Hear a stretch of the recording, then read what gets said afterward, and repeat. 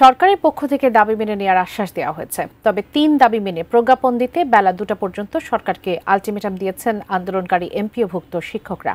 শহীদ মিনারে অবস্থান চলবে বলেও জানিয়েছেন তারা।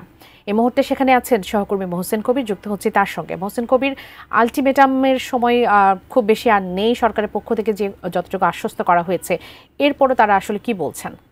৩ দফা দাবিতে যে আন্দোলন করছে, সেই আন্দোলনের আজকে তাদের যে কর্মসূচি ছিল, যে আলটিমেটাম ছিল যে দুপুর ১২টার মধ্যে তাদের যে ৩ দফা দাবি, ২০% যে বাড়ি ভাড়া বৃদ্ধি, ১৫০০ টাকা চিকিৎসা ভাতা, এটি বৃদ্ধির দাবিতে যে আন্দোলন, সেই আন্দোলন ১২টা পর্যন্ত সময় ছিল, যে ১২টার মধ্যে তাদের এই প্রজ্ঞাপন দিতে হবে, না হলে তারা মার্চ টু সচিবালয় পালন করবে। তো সেই কর্মসূচির তারা পিছিয়ে নিয়েছে। তারা বলছে যে সরকারের পক্ষ থেকে বলা হয়েছে যে সেই ধরনের সংবাদে এখানে মাইকে ঘোষণা দেওয়া হয়েছে যে সরকার তাদের দাবি মেনে নিবে এবং পরে প্রজ্ঞাপন জারি হবে। তবে এখানে যারা অংশ নিয়েছেন, যারা আন্দোলনকারী, তারা বলছেন যে তারা এই সরকারের এই যে আশ্বাস, তারা সেটা মানতে চান না।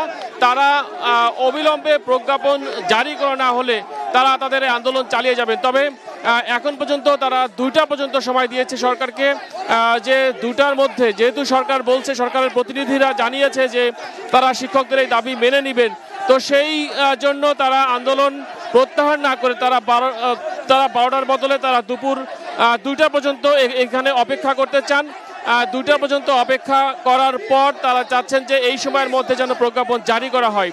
এবং শিক্ষকদের যারা নেতা ছিলেন তারা বলছিলেন যে তারা আন্দোলন প্রত্যাহারের পক্ষে ছিলেন, তবে সাধারণ যারা শিক্ষক, আন্দোলনকারী যারা শিক্ষক, তারা কোনো মতেই এই যে সিদ্ধান্ত, অর্থাৎ আন্দোলন প্রত্যাহারের সিদ্ধান্ত মানতে চান না এবং তারা যে কোনো মূল্যে তাদের যে দাবি, সেই দাবি তারা আদায় করতে চান। এবং কিছু কিছু শিক্ষকরা বলছিলেন যে তাদের যে আন্দোলন একেবারে চূড়ান্ত পর্যায়ে আসার পর তাদের এইখান থেকে ফিরে আসার তাদের আর কোনো প্রশ্নই ওঠে না। অর্থাৎ তারা প্রজ্ঞাপন নিয়ে তাদের যে দাবি, ৩ দফা দাবি, সেই ৩ দফা দাবির অন্যতম দাবি যে ২০% বাড়ি ভাড়া বৃদ্ধি এবং ১৫০০ টাকা যে চিকিৎসা ভাতা, এই দাবি মেনে নেওয়ার পর তারা আন্দোলন প্রত্যাহার করবেন।